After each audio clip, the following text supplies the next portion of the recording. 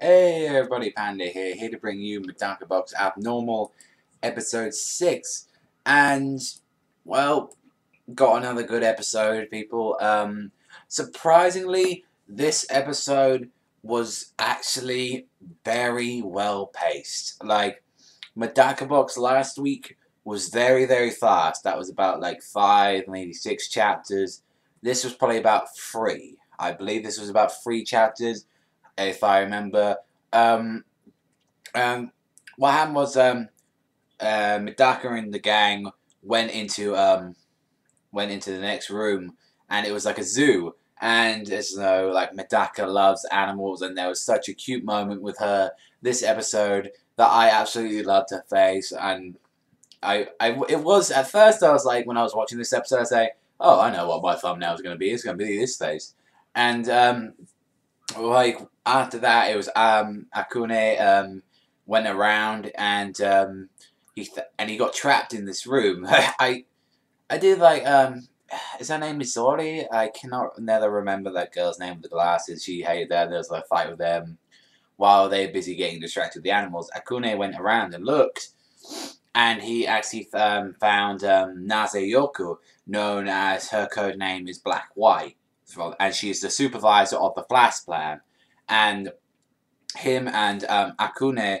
He was like saying you should leave now. Like I'll pay you like sort of this money, um, and he like refused that. And out of nowhere, this girl like comes out like with this like sort of hitman style, like the sort of the neck stuff. I forget what it is. It's like a wire of some kind. I forget what kind of wire it is, but they do that to like strangle, like, and luckily Akune breaks it. But we have like a full the girl is Koga. Like, and I say Koga is my favorite member of the Flash Pan. She didn't have the best fight in the series, but she's like one of the Flash Plan members that should have got a lot more. I mean, I did like her back because we got 2 backstories this episode. We got Akune's backstory, like how he met Medaka, and also as well we get to see the fated guy Kuwagawa as well. And what I liked is that they didn't have him talking; they just got the letters, like, which is important because I don't want to say, but I'm just glad they didn't try to show anything of him. Like, I'm just glad they didn't show anything like his acting. So that means that Kuwagawa is not probably going to be in this season unless the ending of this season is going to show some little spoilers. I mean, they showed spoilers of a certain person arriving and like 2 other people as well, but it should be like that. Anyway, this episode was like start with the fight. I really did like this fight as they were fighting along, like he was trying to beat her up and like grapple her, and she couldn't do anything. It turns out Koga is a cyborg. Like she is I do like her past. Koga is a cyborg, and she's the only person from the 13th party to actually have to be born not an abnormal. And it was like saying she had she had normal school, normal life, normal lunches, normal first love, normal like rejections. Like I did like that bit. That was pretty funny. And she met Nazayoka, who was always picked on at school, and however she basically ruled that school over like because of her like intelligence and stuff. And she actually said to her, which was strange, "Mess me up." And so she did. She gave him like all these compares. I really did like. There's one bit when he did that.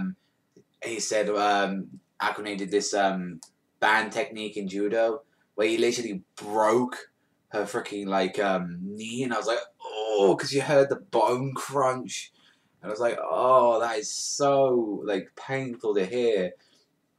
And it was like it was like, oh, like she's down for the count, and surprisingly, she can repair her body like any like bone fracture in 10 seconds, and Medaka can't even recover that fast.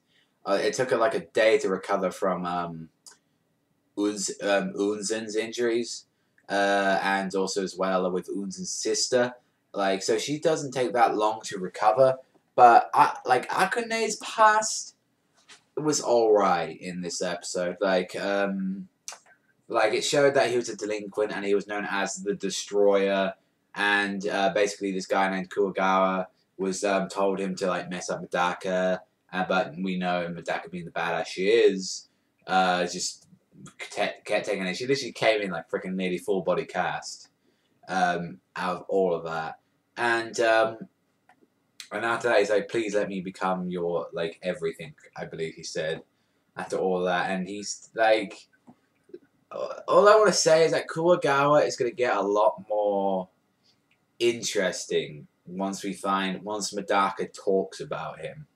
That's all I want to say. Like once we like get mentioned about the incident with Kuwagawa and Medaka, that is going to be really interesting. And the incident is literally one of the best probably backstories of the series.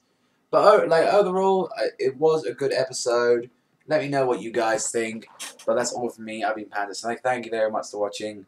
Struggle Bandit. Sayonara, and I'll see you next time.